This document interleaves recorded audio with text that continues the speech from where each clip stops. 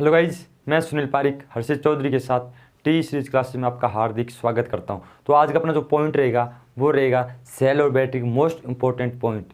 यानी कि सेल और बैटरी अपन पढ़ चुके हैं, लगभग चैप्टर 99% कंप्लीट हो चुका है। उसके बारे में जो अपन मोस्ट इंपॉर्टेंट पॉइंट निकलते हैं उसके अंदर से, उसके बारे में अपन बातें करने वाले हैं। तो देखिए पहला पॉइंट, यानी कि सेलों के श्रेणीक्रम में एक सेल उल्टा जुड़ जाए तो वह सेल अपनी वोल्टेज दूसरे सेल से घटा लेता है। यानी कि अपना जो श्रेणीक्रम जो संयोजन होता है इस प्रकार, ये लीजिए इस प्रकार जो संयोजन होता है, इसके अंदर मान लीजिए मैं ये वाला जो सेल है वो क्या जोड़ देता हूँ, उल्टा जोड़ देता हूँ। किस प्रकार? इस प्रकार। जब इस प्रकार जोड़ दूंगा तो ये वाला सेल जो पास वाला जो सेल है उससे अपने वोल्टेज को क्या कर लेगा, घटा लेगा। और ये दोनों सेल की जो वोल्टेज है वो क्या हो जाएगी, जीरो वोल्टेज इसकी और जीरो वोल्टेज इसकी, दोनों घट के क्या हो जाएगी, बराबर हो जाएगी। मान लीजिए 1.5 वोल्ट का सेल है। कितनी वोल्ट का सेल है? मैं 1.5 वोल्ट का मान लेता हूँ। ये मान लीजिए 1.5 वोल्ट का सेल है मेरे पास, और ये जो सेल है वो है मेरे पास 1.5 वोल्ट का, 1.5। जब ये सेल उल्टा जुड़ गया यहाँ पे, कौन सा सेल? ये वाला सेल उल्टा जुड़ने की वजह से ये 1.5 वोल्ट अपने पास वाले सेल से क्या कर लेगा, घटाकर ले आएगा अपने बराबर। मान लीजिए 1.5 वोल्ट का था, ये भी 1.5 वोल्ट का, तो इन दोनों की वोल्टेज यहाँ पे क्या हो जाएगी, जीरो वोल्टेज। तो सेलों को उल्टा नहीं जोड़ना चाहिए। तो आपको पता लग गया होगा कि अपने पास अगर सेल को उल्टा जुड़ जाता है, मान लीजिए कोई मेरे पास श्रेणीक्रम जो संयोजन था उसके अंदर एक सेल उल्टा जुड़ जाए, तो वहाँ पर क्या होता है कि एक सेल अपने जो पास वाला जो सेल है उससे अपने वोल्टेज क्या कर लेता है, लेस कर लेता है, घटा लेता है। और वहाँ पे जो वोल्टेज का मान होता है वो क्या हो जाता है, कम हो जाता है। ठीक है, अब बात करता हूँ सेकंड नंबर पॉइंट के बारे में। अगर समानांतर क्रम में एक सेल उल्टा जुड़ जाए तो सेल शॉर्ट सर्किट की भांति काम करेगा, वह सभी सेल निरावेशित हो जाएंगे। मान लीजिए अभी मैंने श्रेणीक्रम की बात की थी, अभी मैं बात करूँ समानांतर क्रम की। समानांतर क्रम में क्या होता है कि अपने पास कितने भी सेल अपने से जोड़ सकते हैं। ये लीजिए मैंने जोड़ दिए, तीन मान लेता हूँ, 3 सेल मैंने क्या जोड़ दिए समानांतर क्रम में। अभी क्या जुड़े, इससे ही जुड़े हैं ये। मान लीजिए ये सेल मैं क्या जोड़ देता हूँ, इस प्रकार विपरीत जोड़ देता हूँ इस प्रकार। तो ये सेल क्या करेगा, ये पॉजिटिव का सिरा, सॉरी नेगेटिव का सिरा होगा, ये पॉजिटिव का सिरा, ये नेगेटिव सिरा। नेगेटिव से कौन जुड़ गया, पॉजिटिव, और पॉजिटिव से कौन जुड़ गया, नेगेटिव। तो ये सेल शॉर्ट सर्किट की भांति काम करेगा। और ये जो सारे सेल हैं इन्हीं के लिए यहाँ से रास्ता क्या होने लग जाएगा, पूरा होने लग जाएगा। और ये शॉर्ट सर्किट की भांति काम करके सभी सेलों क्या कर देगा, डिस्चार्ज कर देगा। तो आपको पता लग गया होगा कि सेलों को समानांतर क्रम संयोजन में कभी भी विपरीत नहीं जोड़ना चाहिए, क्योंकि वहाँ पे शॉर्ट सर्किट की भांति काम करेगा, लघु परिपथ की भांति ये काम करेगा। अब बात करते हैं 3 नंबर पॉइंट के बारे में। समान वोल्टेज की बैटरी ही समानांतर क्रम में जोड़ी जानी चाहिए, क्योंकि कम वोल्टेज वाली बैटरी अपनी तुल्य वोल्टेज रह जाएगी। मान लीजिए मैं यहाँ पे समानांतर क्रम जो संयोजन है मेरे पास, अभी तो मैंने क्या किया, एक सेल को उल्टा जोड़ा था। उल्टा न जोड़ के मेरे पास मान लीजिए 1.5 वोल्ट की बैटरी है, 2 वोल्ट की बैटरी है, तो मैं इस प्रकार जोड़ देता हूँ उनको सही क्रम में। ये लीजिए, ये मेरे पास है 1.5 वोल्ट की, ये मेरे पास है 2 वोल्टेज की, और इसको मैंने इस प्रकार जोड़ दिया। जब इस प्रकार मैं जोड़ देता हूँ इन सेलों को, तो ये वाला जो कम वोल्टेज वाला जो सेल है, कम वोल्टेज वाला सेल वो लोड की भांति काम करेगा। मतलब करंट किधर बहती है, उच्च विभव से निम्न विभव की तरफ।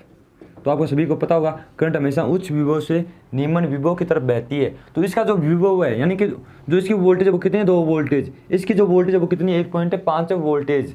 इसकी वजह से ये वाला जो सेल है वो लोड की भांति काम करेगा, और ये सेल इसको क्या देने लग जाएगा, सप्लाई देने लग जाएगा। जब तक ये सेल 1.5 वोल्ट का नहीं हो जाता, यानी दोनों सेल बराबर नहीं हो जाते, तब तक ये करंट देता रहेगा, और बाद में ये क्या हो जाएगा, इसके बराबर रह के लगभग डिस्चार्ज हो जाएगा। ठीक है, अब बात करते हैं अगले पॉइंट के बारे में। सेल की धारिता प्लेटों की संख्या, पदार्थ व इलेक्ट्रोलाइट की सांद्रता के पर निर्भर करती है।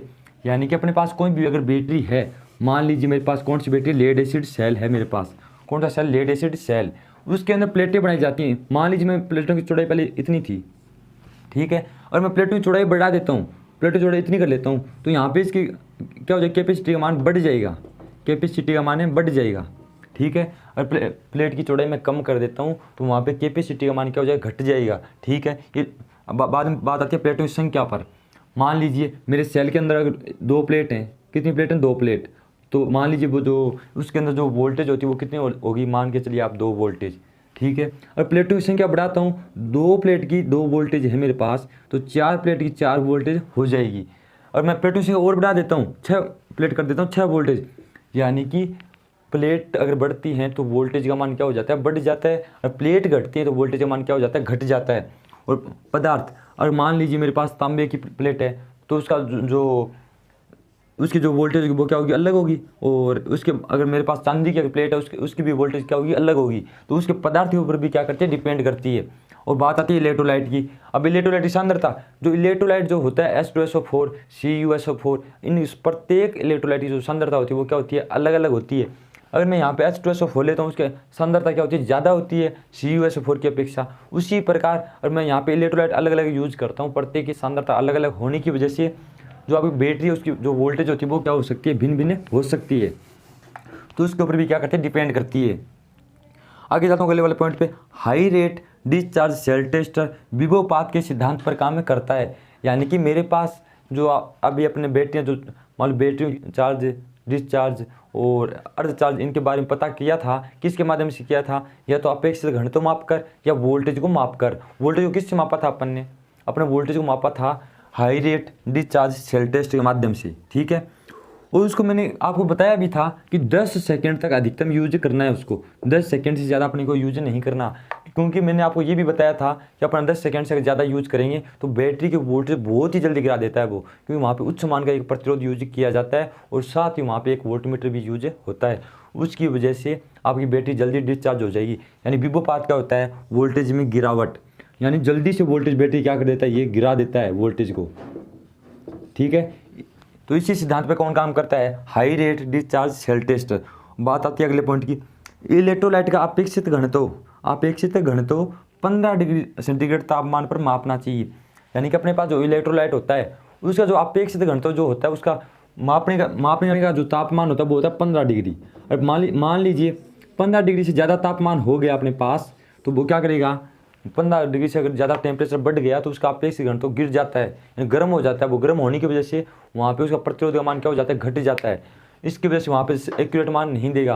और 15 डिग्री से कम हो गया तो प्रतिरोध का मान क्या हो जाएगा, बढ़ जाएगा, फिर भी वो अपने पास एक्यूरेट मान नहीं देगा। इसीलिए जो इसका जो मानने का जो टेम्परेचर वो कितना डिग्री होना चाहिए, 15 डिग्री सेल्सियस होना ही चाहिए।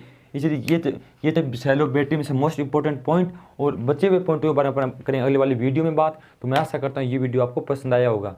और ये वीडियो आपको पसंद आया तो इस वीडियो लाइक कीजिए, शेयर कीजिए और हमारे चैनल को सब्सक्राइब कीजिए। Thank you guys.